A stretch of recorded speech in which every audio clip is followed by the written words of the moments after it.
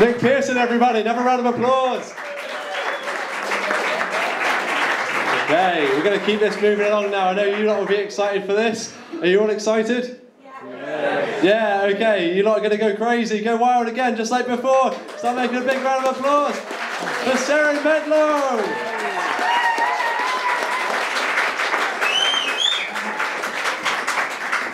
Hello.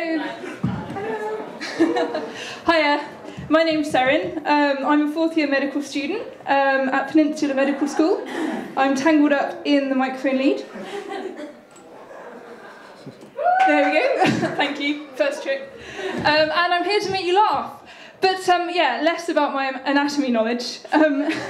As you can tell, I've got a bit of an inferiority complex. It's not a very good one though.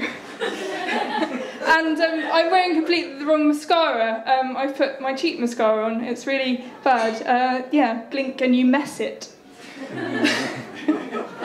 I've just got to apologise. I'm not really used to using a microphone. I have been practicing with this. You've got to tell me if I'm too loud or too quiet. I have been practicing in my bedroom with a wine bottle. That is how I practice for most things these days. But still. So, as I said, I'm a medical student. When I first went to my mum and I told her, "Mum, I want to be a doctor when I grow up," and she said, "You'll never make it, you'll never be a doctor."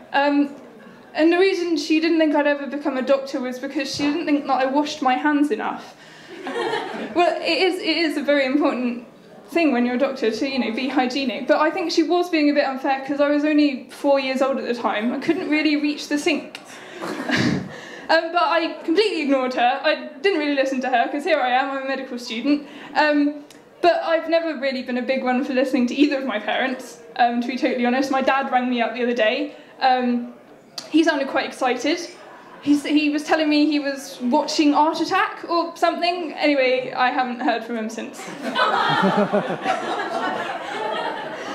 When I first went to medical school, I didn't know very much medicine first year, and I thought that a caesarean section was a neighbourhood in Rome, and I thought that a seizure was one of their emperors.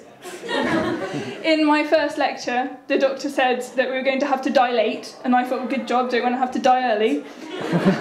I used to think that the symptoms were a yellow cartoon family, and and my first patient, he told me he was impotent, and I said, "Oh, I'm sorry, sir, we're all equal in the NHS." How naive was I? So yes, I've learnt a lot since I've been at medical school. In fact, only the other day I learned something very interesting. I learned what causes cancer. What causes cancer is something called mutagenesis, which is a funny word, isn't it? Mutagenesis. Well, I only think it's a funny word really because I always thought that mutagenesis just meant switching off Peter Gabriel. Learned something else quite good the other day in a public health lecture, which is a really weird place to learn something interesting, I know. I learned that Wi-Fi laptops can actually damage your sperm, but not as much as sperm damages a Wi-Fi laptop, I don't think. Well, me and my laptop, we've got quite an intimate relationship, I think. In fact, only the other day we were having some together time in my bedroom. I was sort of surfing the deeper, darker, dirtier reaches of the internet, and suddenly this woman popped up. "Meet local girls in your area." I know, we've all been there, it's dead annoying. I said, "Get out of my room, mother." But after a while, after you've been at medicine for a while, it does kind of get into every aspect of your life. I was watching Doctor Who the other day, and it struck me that the opening credits to Doctor Who, I'm sure you've all seen them, the opening credits to Doctor Who, they just look like a terrible colonoscopy. It's true. And next time you see them, I'm sure that will be in your mind. But speaking of colonoscopies, I must tell you about a gentleman that I met, a patient that I met the other day. I won't mention any names or anything, I don't want to breach confidentiality. He came in, he said, "Oh."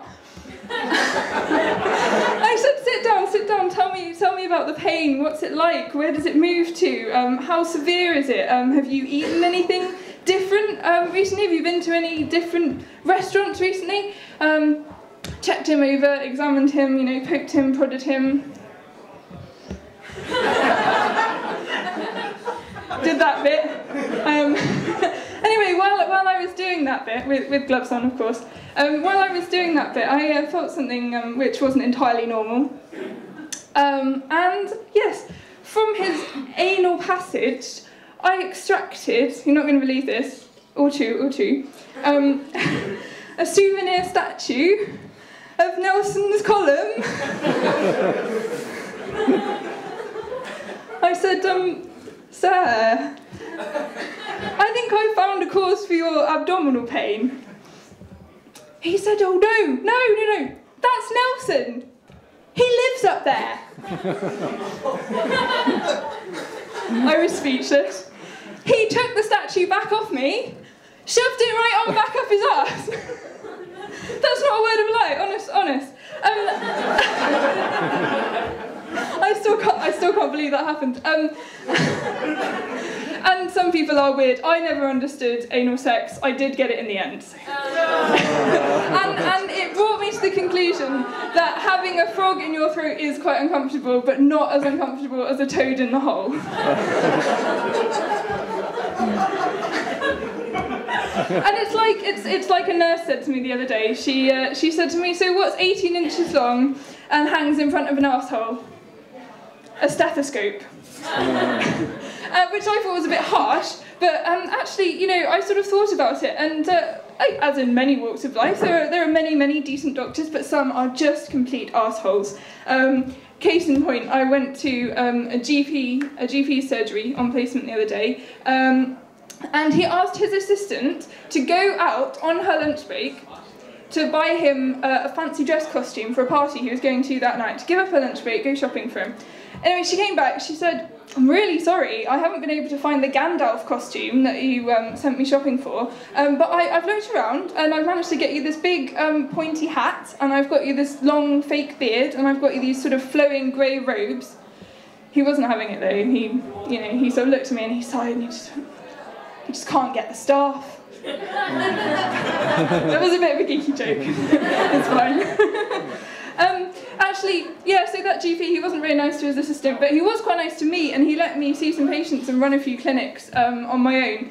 And I'll tell you a bit about the clinics, because, yeah, they were quite fun. One of the patients I saw, he came in, he was in a terrible state. He said, I wake up every morning, I'm just having this terrible problem. I wake up every morning, and for some reason, I don't know why, I'm just convinced that I'm a TP. Convinced that I'm a TP, and I get out of bed and suddenly everything switches around, everything changes for me, and I'm just sure, I become sure that I'm a wigwam, you know, and I try and get on with my day, but sure enough, everything changes around again, and I just become convinced again that I'm a TP, and it just carries on like that. It changes, and I'm a wigwam, and then it switches around, I'm a TP, I'm a wigwam, a TP, wigwam, a TP, wigwam, you know, and he stood there doing that. I said, it's okay, just calm down, just sit down, put your feet up, relax. You're just too tense. Yeah, that was a long one. Just you wait till you hear about this chap though. The next chap, we thought that was funny.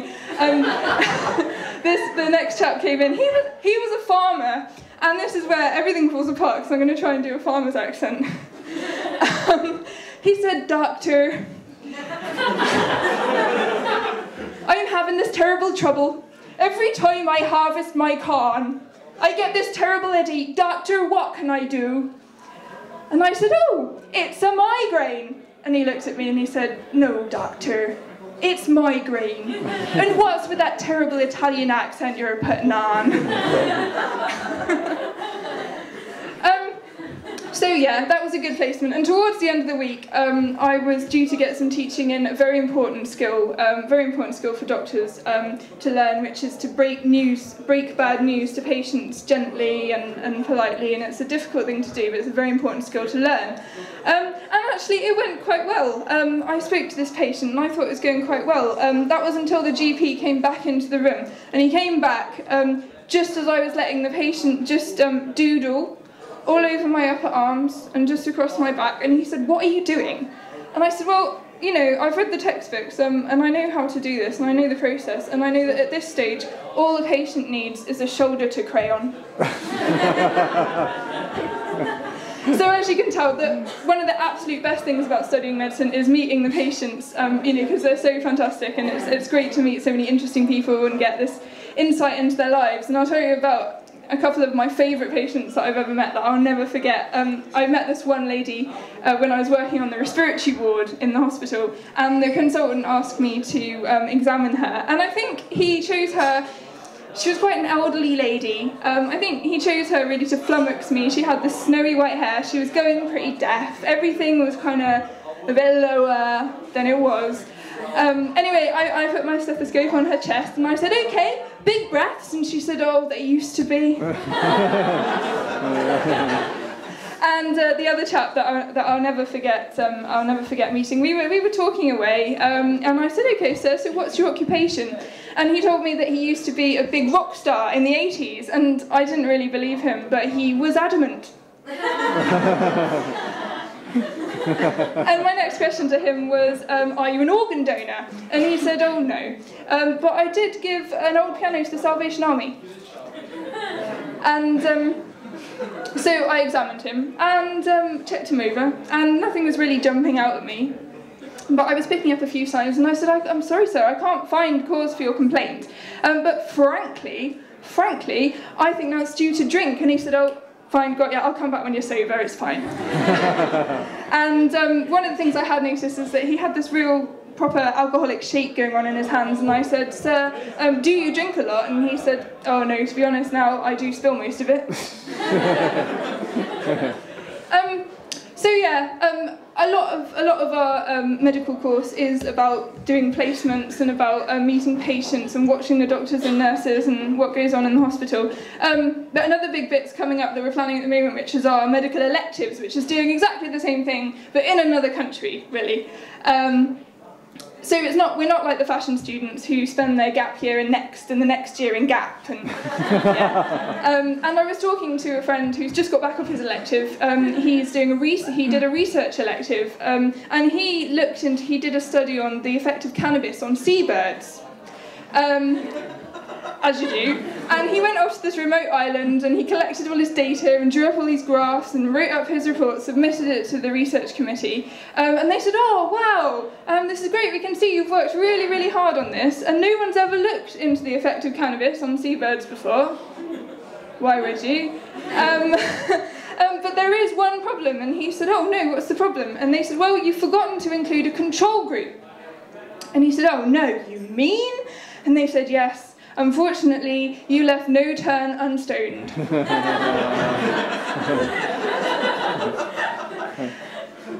I was thinking the other day, if an ambulance is patient transport, does that mean that a white van is inpatient transport? No? Right, fine, it doesn't. That's okay, try this one then, try this one. What is long and thin and sits at the end of your bed taking the piss out of you? A catheter. And speaking of taking the piss, right, urologists, okay? Urologists and neurologists, it's ridiculous. You've just got to be really careful because they sound so similar. They do completely different things. Neurologists study the nerves in your spine and they study the nerves in your head, and urologists, they study the nerves in your bladder and the nerves in your other head.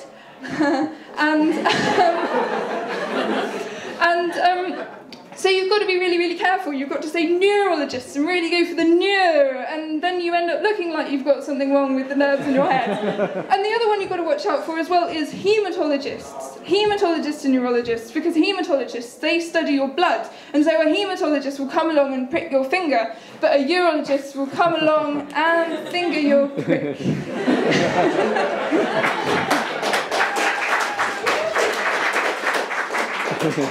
And speaking of jobs, I read the other day that every time a new McDonald's restaurant opens, it creates 40 new jobs. And I thought, yes, that's probably right. 20 dentists, 20 heart surgeons. Adds up, adds up.